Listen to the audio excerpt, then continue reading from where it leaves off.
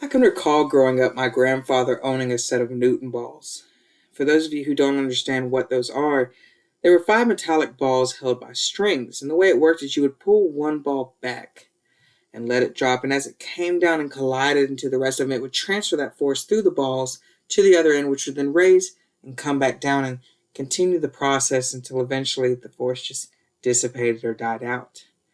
But this is where Newton pulled his third law from, stating that every action has an opposite and equal reaction, or as it pertains to our lives, every choice has a consequence.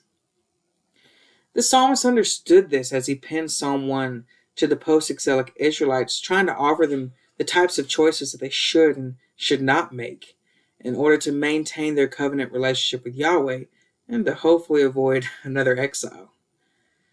He lists two different groups and paths of people: the godly versus the ungodly, the righteous versus the unrighteous. He displays what their choices look like and then explains the end results for both of them. The psalmist begins with verse 1 giving the negative actions of the godly, basically stating what the godly do not do. He says that they do not walk in the counsel of the ungodly, that they do not stand in the path of sinners, that they do not sit in the seat of the scornful. Now there's deeper understanding and reasoning behind the digression of the negative actions and consequences and audiences of the godly to move from walking to standing to sitting, from the ungodly to the sinners to the scornful. But that's for a different time. From there, the psalmist moves to verse 2, where he gets the positive actions of the godly, stating what it is that the godly actually do. And he says that they delight in the law of the Lord. Not only do they delight in it, but they meditate on it day and night. This means that the godly are continually in communication and in God's word, relying solely on God for their sustainability and guidance and wisdom throughout their daily lives. And the result of this, the psalmist moves on to compare the godly to a tree that is planted by the waters of rivers.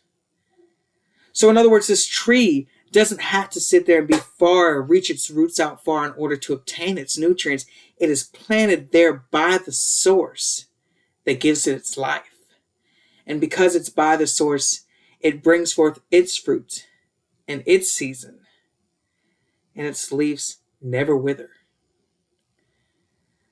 The end result for the godly who maintain their sustainability in God and His Word is that, just like the tree, everything they do shall prosper.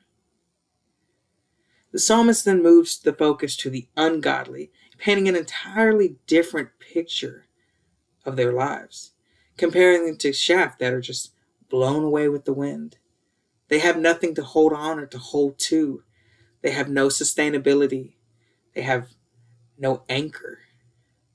And because of this, they're just blown away. Their end result, the psalmist explains that they shall not stand in judgment. They shall not stand in the congregation of the righteous. They'll be completely separated and tossed aside because they have no place in God's kingdom. In the end, the psalmist explains the final result of the two paths for the godly and the ungodly. He says that the Lord knows the way of the righteous.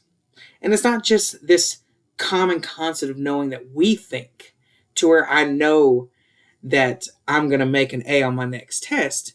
No, it's this understanding and knowing and this presence in the lives of the righteous. God is actually involved in their daily walks.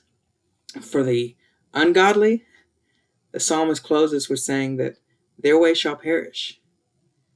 Their ending has an ending. So in the end, you have to consider, what choices are you making? And more importantly, what are the consequences of those choices? Where is your sustainability coming from?